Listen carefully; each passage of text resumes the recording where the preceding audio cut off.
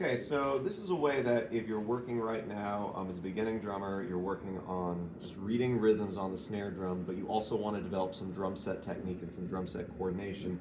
These are different movements that you can do for different time signatures with the feet while you're reading the snare drum music.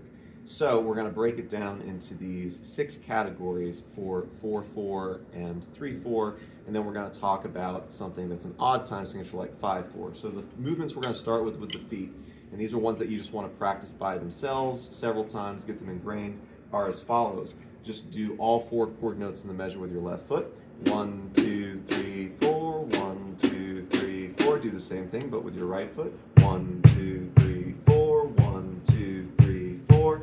Then do where one limb is going to play just the downbeat, beat 1 of the measure, while the other limb plays the chord note pulse. So I'm going to do the hi-hat doing all 4 chord notes, only the downbeat and the kick. So that's 1, 2, 3, 4, 1, 2, 3, 4. Same thing, but we're going to do the kick drum doing the chord note pulse, hi-hat doing the downbeat. 1, 2, 3, 4. Next movement we're going to do is the classic oom-pa. So this is an alternating rhythm of right, left, right, left. That's number 5. That's movement 5. 1, 2, 3, 4, 1, 2, 3, 4. Switch it. 2, 3, 4, 1, 2, 3, 4.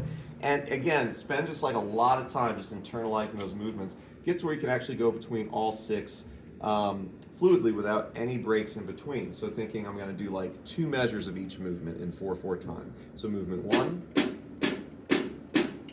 Movement 2, movement 3, movement 4, which is the inverse of that, movement 5, which is the classic oom-pa, and then the reverse oom-pa. Now, we'll stick with 4/4 for just a second here. When you're reading your snare drum music and getting used to reading those rhythms, you can think about using each of these 6 different movements as you're playing the snare drum part. So I'll demonstrate this. You can do this with any snare drum rhythms you want. What I have here is going to be this rhythm. I'll count it as I play. It's just the first line of some snare drum music.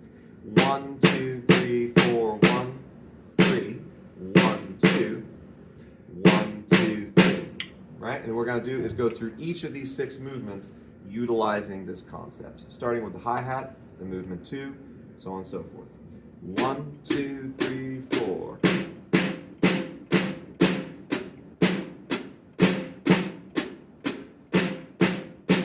Now I'm going to do movement 2. 1, 2, 3, 4.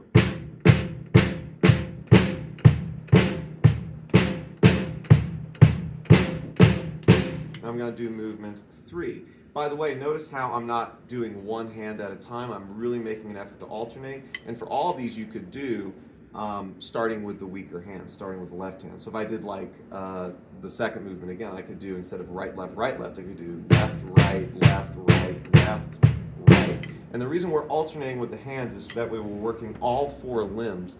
I think this is really important too if you're used to playing like stuff like that where you're used to the right hand doing a lot of the work. By doing this, you're getting all 4 limbs moving. Movement 3. 1, 2, 3, 4 with the snare drum music.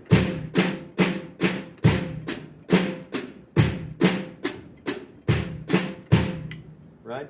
Threw a little kick there in the last one. I'm going to do now the 4th movement, which is the inverse of that. 1, 2, 3, 4, 1, 2, same line.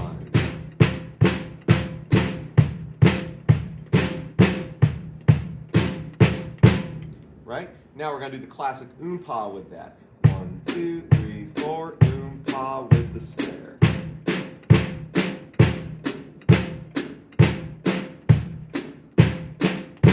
Reverse oom-pa.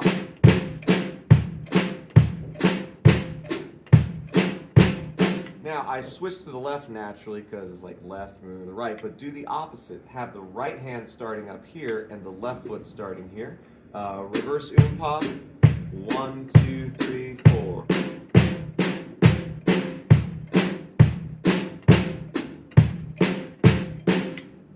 Good.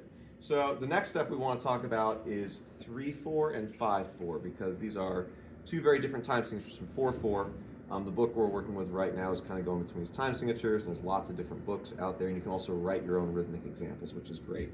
So 3/4, we're doing essentially the same movements. Movement 1, 1, 2, 3, 1, 2, 3. Movement 2, 1, 2, 3, 1, 2, 3. So just one limb doing quarter notes. For the third movement, we're going to do downbeat, here on the right foot, all quarter notes in the hi-hat. 1, 2, 3, 1, 2, 3. And then flip it when the downbeat's in the hi-hat and the quarter notes are on the kick. 1, 2, 3, change. Again, practice these individually. Now the classic oompa movement, because it's a 3 grouping instead of 4, instead of oompa, oompa, oompa, oompa, is a waltz feel. Classic concert bass drum, boom, psh, psh, crash cymbals. So 1, 2, 3, 1, 2, 3. And then of course we could do the reverse oompa, 1, 2, 3, which sounds and feels kind of weird, but it's a good way to get where you're feeling the downbeat in either the left foot or the right foot, which becomes very important for certain styles like Latin music and things like that. And I'm going to read just the first 4 measures of an example here in 3/4, which is 1, 2, 3, 1, 2, 3, 1, 2, 3, 1, 2, 3, and going through each of those movements. So movement 1, 1, 2, 3, 1, 2, 3.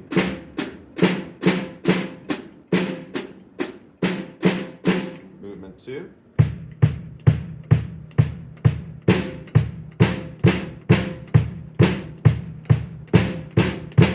Movement 3.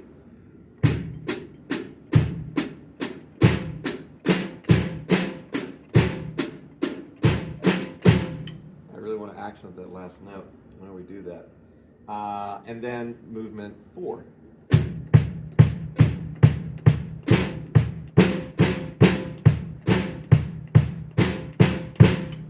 Classic oompa. Movement 5.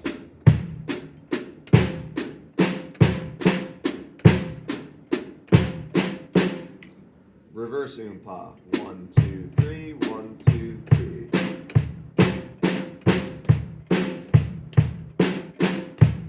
Right? And a little extra hi-hat. Notice how intuitively it went to the left hand, so when you catch yourself doing that, go to the right hand. So even though I'm doing 1, 2, 3, starting with the left foot, start with the right hand for the hands. 1, 2, 3, 1, 2, 3.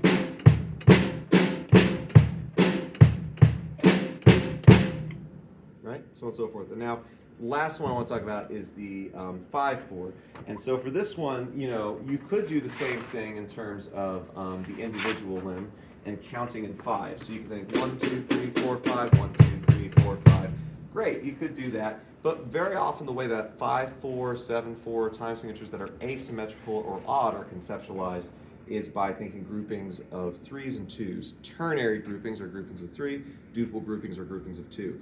For any time signature where 5's in the numerator, the way to evenly divide into the beat structure is to either think 3 plus 2, 1, 2, 3, 4, 5, or 2 plus 3, 1, 2, 1, 2, 3. And again, that adds up to 5. So 1, 2, 3, 1, 2 is 5 beats. 2 plus 3, 1, 2, 1, 2, 3 is also 5 beats. Now we've already gone over just doing the individual limbs, so I'm going to do the first line, the first 4 measures of this example in 5/4. I'll play it so you can hear in context. 1, 2, 3, 4, 5, and 1, and 2, and 3, and 4, and 5. 1, 2, 3, 4, 5. 1, 2, 3, 4, 5. Good. So now what I'm going to do is I'm going to play that with the 2 different groupings. 1, 2, 3, 4, 5. 1, 2, 3, 4, 5. And I'm going to do it with the 2 plus 3, the 1, 2, 1, 2, 3. So I'm not really thinking so much about 5, I'm thinking about those groupings. But what's fun about this is the rhythmic phrase you're reading on the piece of music might be a 3 plus 2 naturally, while you're doing a 2 plus 3 in the feet. So this is a great way to kind of rewire the brain to do both those movements. So as an example, I'm going to do the first measure of this phrase, which is 1, 2, 3, 5 out. So it's really kind of like a 3 plus 2. I'm going 1, 2, 3, 1, 2, and. That's the way we count it. But I'm going to do the classic 1, 2, 3, 1, 2. I'm going to play that line on top. I'll give 5 beats. 1, 2, 3, 1, 2, 1, 2. Right? So I did 3 plus 2. Now I'm going to do the same thing, but I'm going to do 2 plus 3. 1, 2, 3, 4, 5. Same idea, but I'm just flipping it. And then you can go through a whole musical phrase in 5/4 doing this. So 1, 2, I'll do the 3 plus 2. I'm not going to count off all 5 beats. I'm thinking 3 plus 2 in the feet and going with whatever's notated for the hands in the music. 1, 2, 3, 4, 5.